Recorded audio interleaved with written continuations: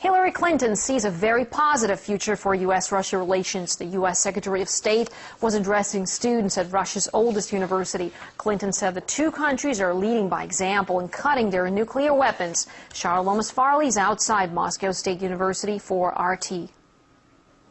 She was here really reaching out to the future generations of Russia and here to promote understanding and dialogue between the two nations. And she did stress the need for the countries to work very closely on a range of matters, including missile defence and also arms reduction. That was a matter that she stressed here, and she did say that both Russia and the US should make this a key priority in their foreign policy. The goal of a world without nuclear weapons is a very important goal. You get there by doing what the United States and Russia are now doing together.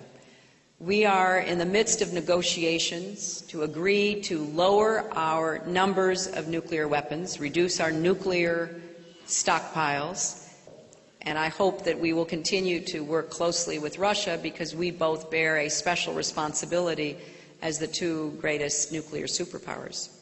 But despite stressing this need for cooperation and commitment between the two powers, Hillary Clinton did admit that there are still differences that remain between the two nations. It is a very difficult set of relationships at work in Georgia, but the first and most important goal must be to make sure there's no more conflict.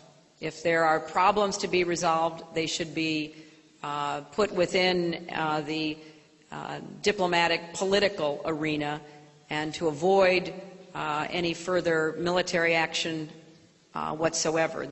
And so a central theme in her talks really was to promote dialogue between the two nations and to avoid anything being lost in translation and any mistrust between the two countries.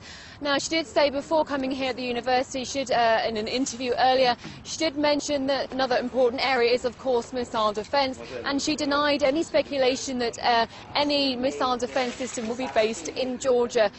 I have no reason to believe at all that anything would be deployed in Georgia. No, I have no reason to believe that. And that is, I know, a matter of great concern to the Russian Federation. But again, that's why we would like to work with, we would like to eliminate the concerns. We would like to have a joint missile defense program. She also mentioned the Strategic Arms Reduction Treaty, which is a pact between the two countries calling on them to reduce their nuclear warheads, and this is due to expire by the end of December. But both leaders, Russia and US, have said that they are confident a new replacement treaty will be found by that deadline, will be formulated.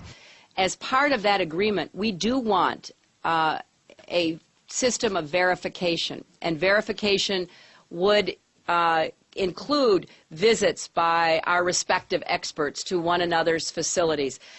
Again, we are open to this. We want to make sure that Russia knows that we are complying with the agreement, and, as we say, vice versa. We want to have that level of verification.